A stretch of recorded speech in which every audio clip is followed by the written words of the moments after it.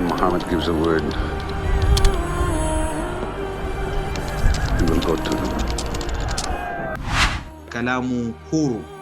Leo hii katika historia tutaangazia tukio zima la vita vya Uhud, vita maarufu kabisa vilivyotokea katika Uislamu ambavyo walipigana baina ya Waislamu, jeshi la Kiislamu pamoja na jeshi la makafiri la Makuraish wa Makka.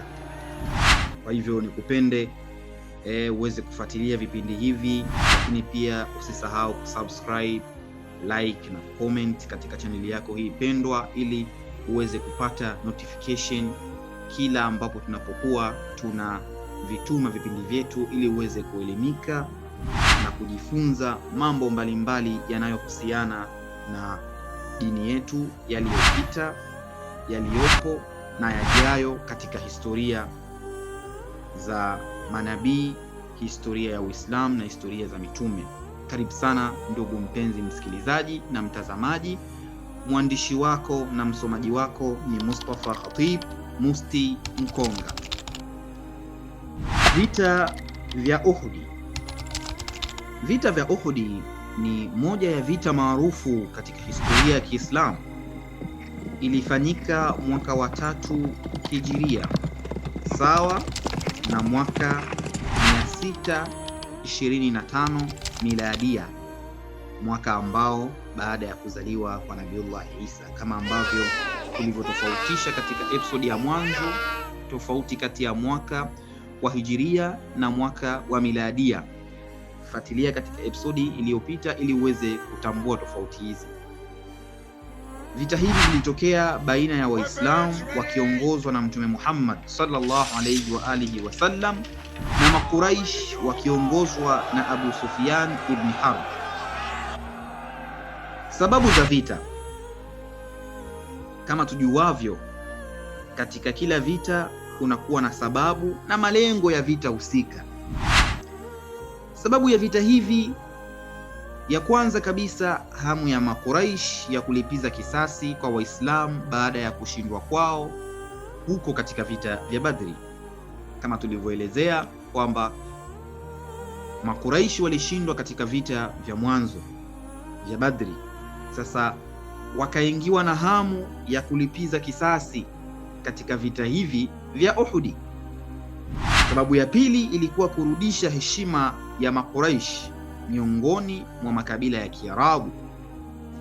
Sababu ya tatu, kudhoofisha nguvu ya dola ya Kiislamu inayoibuka Madina. Waislamu waliweza kupata nguvu kubwa sana baada ya vita vile vya Badri, na kama ambavyo tulivyoelezea kwamba Mtume Muhammad baada ya kufika katika mji wa Madina akaanzisha dola ya Kiislamu ambayo ilikuwa ina nguvu. Kwa hivyo miongoni mwa sababu za Makuraish kutaka kupigana vita vingine ilikuwa ni kutaka kudhoofisha nguvu ya dola ya Kiislamu iliyokuwa inaibuka Madina siku hadi siku. Na hizo ndizo zilizokuwa sababu za vita. Namna gani vita hivi jinsi vilivyokuwa? Mtume Muhammad sallallahu alayhi wa alihi wasallam alitoka na wapiganaji 700 baada ya kushauriana na masahaba zake. Alifuatana na baadhi ya masahaba wakubwa kama vile Hamza ibn Abdul Muttalib, Ali ibn Abu Talib na Abu Bakar ibn Kuhafa almaruf kama ajulikanavyo kwa Abu Bakar Siddiq.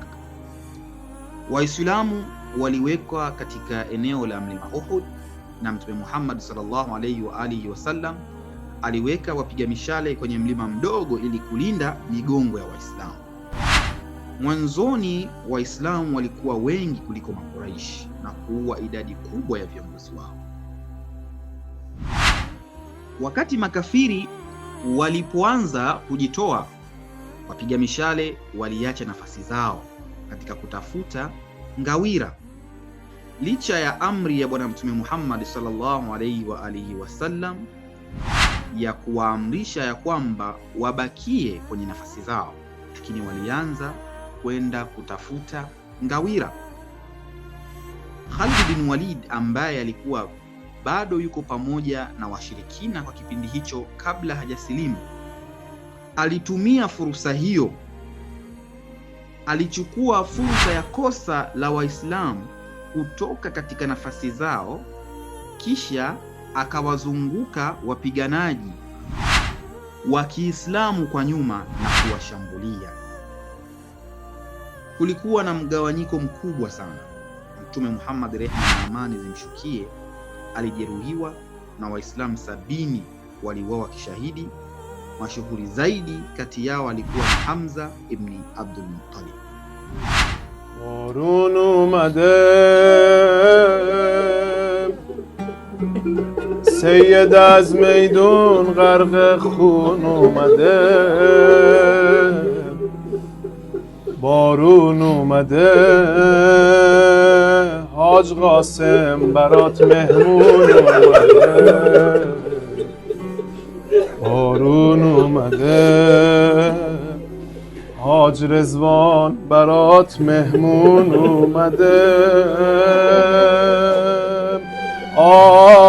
آه نصر الله آه نصر الله آه.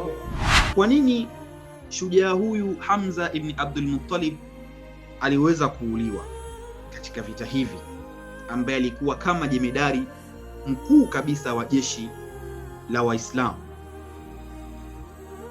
Wakati wa maandalizi ya kutokea kwa vita hivi, mke wa Abu Sufyan ajulikanaye kama Hindu alikuwa na hamu ya kulipiza kisasi kwa Hamza, kwa sababu Hamza aliwaua ndugu zake wengi mno. Kwa hivyo akatafuta mtu maalum kabisa ambaye atakayeweza kumuua Hamza ibn Abdul Muttalib, ambaye alikuwa kijana huyu ajulikanaye kama Wahshi. Wahshi alipewa mafunzo, akafanya mafunzo ya kutosha ya ulengaji ili tu aweze kumlenga katika vita hivi Hamza. Na kweli katikati ya vita na mapigano yakiendelea, basi huyu Wahshi alifanikiwa kumrushia mkuki shujaa huyu Hamza na kufanikiwa kumuua. Tukizidi kuangazia katika vita hivi, tunaona ya kwamba matokeo ya vita hivi vya Uhud havikuwa na ushindi madhubuti kwa Makuraish, bali vilidhihirisha udhaifu kwa Waislamu. Kwa nini? Waislamu, baadhi ya masahaba walikhalifu amri ya Bwana Mtume Muhammad sallallahu alayhi wa alihi wasallam, hususan wale masahaba ambao waliokuwa wamepewa amri ya kuwa juu ya mlima na wasishuke. Mara pale ambapo jeshi la Mtume Muhammad lilivyokuwa limekaribia kushinda vita, wale wengine wakatoka katika amri ile na kuanza kukimbilia ngawira chini.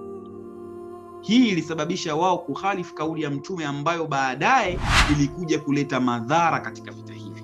Tutazidi kukuelezea, ndugu mpenzi msikilizaji, namna gani maswahaba waliweza kukhalifu kauli ya Mtume na kupelekea udhaifu mkubwa katika jeshi la Bwana Mtume Muhammad sallallahu alayhi wa alihi wasallam na kupelekea vita hivi kushindwa. Lakini katika matokeo ya vita hivi, Waislamu walijifunza umuhimu wa kutii nidhamu ya kijeshi, umuhimu wa kutii kauli ya Mtume Muhammad sallallahu alayhi wa alihi wasallam. Ile hali ya jeshi la Waislamu kuzidiwa, hali ya jeshi la Waislamu katikati ya vita kuzidiwa nguvu na makafiri wa Quraysh ambao waliokuwa wamewazunguka, kiongozi akiwa Khalid bin Walid, ilipelekea jeshi lile kuzidiwa na Mtume Muhammad kupata majeraha makubwa sana katika vita hivi, ambapo Waislamu wengi waliuliwa katika vita hivi. Mtume Muhammad katika vita hivi alijeruhiwa sana mpaka meno yake ya mbele yaling'oka Mtetezi wake ambaye alikuwa yuko naye pamoja bega kwa bega alikuwa ni Ali ibn Abi Talib alayhi salam.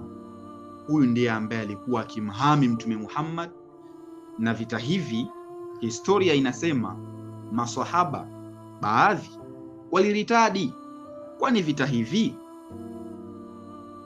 ilizushwa kasumba ya kwamba Mtume Muhammad amefariki. Baada ya kutangazika kwa kauli hiyo ya kwamba Mtume Muhammad alifariki, basi Waislamu walikosa msimamo thabiti, baadhi ya maswahaba na wengine kuritadi, kwa sababu tu walishikwa na wasiwasi ya kwamba kama Mtume Muhammad ameshafariki, kiongozi wetu atakuwa nani? Katika vita hivi ni mambo makubwa sana yalitokea, ambayo yalisababishwa na maswahaba ambao walikhalifu kauli ya Mtume Muhammad sallallahu alayhi wa alihi wasallam. Kwa hivyo, ndugu mpenzi msikilizaji, vita hivi ni vita ambavyo viliwagharimu sana Waislamu, na mambo mengi sana yalitokea katika vita hivi ambavyo nimekuelezea kwa uchache. Upende uendelee kufuatilia vipindi vyetu ili uzidi kuelimika na uzidi kujifunza kupitia historia na matukio yaliyotokea katika zama za zamani katika Uislamu, na matukio yajayo na yaliyopo.